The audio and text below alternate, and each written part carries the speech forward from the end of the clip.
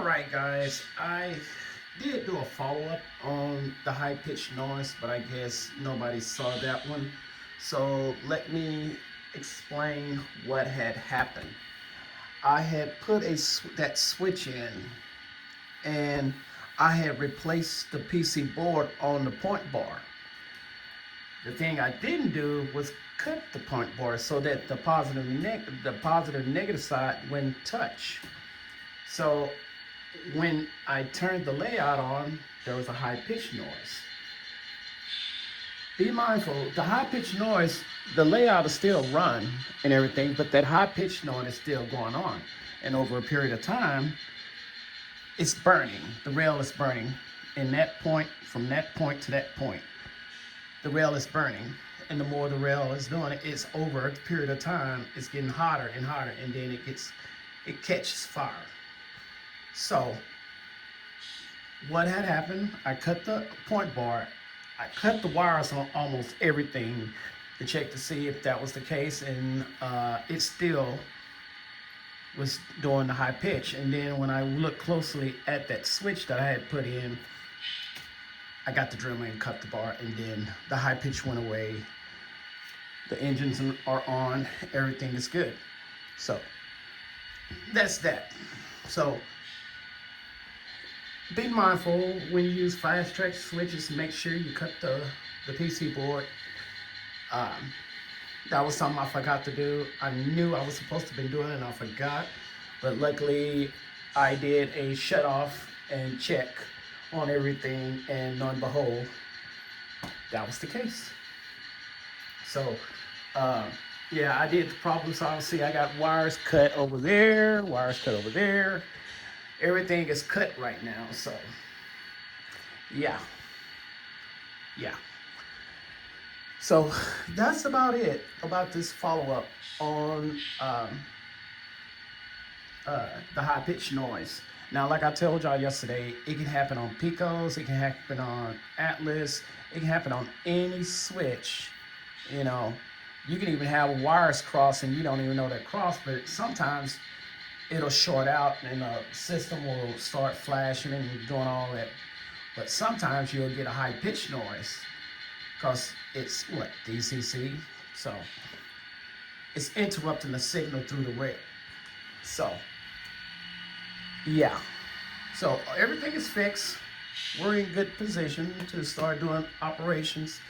Um, but yeah, this is a unique layout because I don't have a peninsula on it, and as you can see, these pop out tables or peninsulas around a layout. So instead of having a one long peninsula, I just decided to use the inner loop and put these here. So it's a lot convenient, gives me more space and more walking space, and I do not like the way it was in the other room with that long peninsula.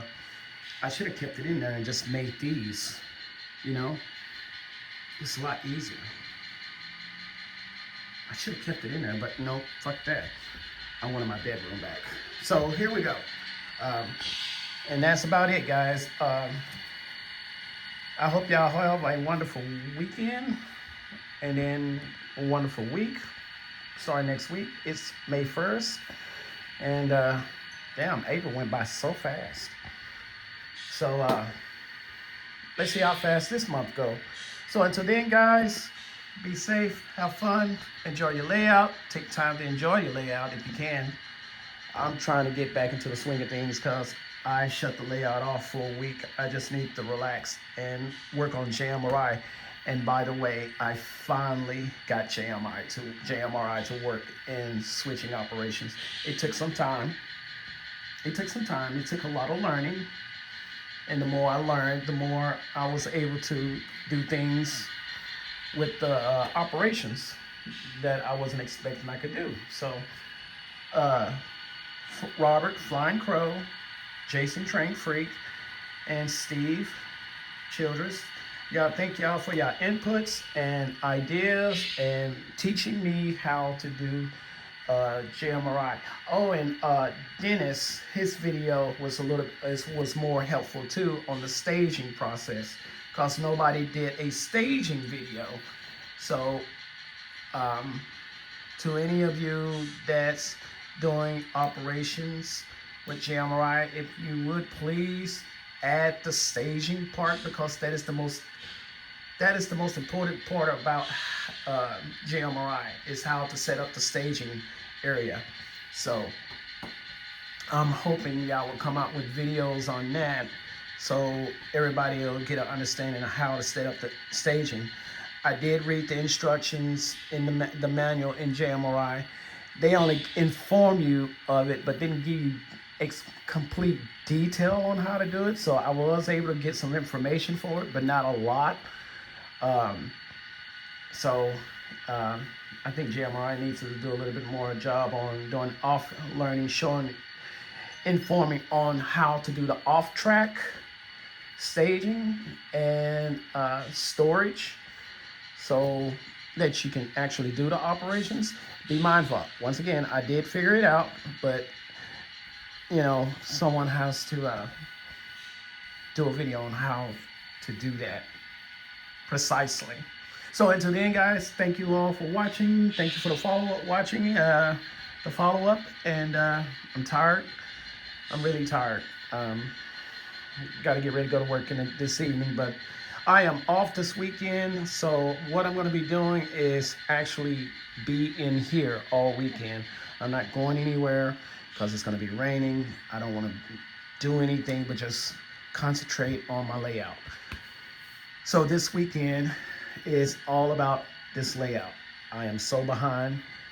I am very behind. I should be having scenery, switches, lights, CTI automation. Everything should be back on this layout, but the most important thing, I want to get the scenery and everything done. So wish me luck on that, guys. So until then, y'all all have a wonderful weekend, whatever. And keep those trains running. All right? Bye, guys.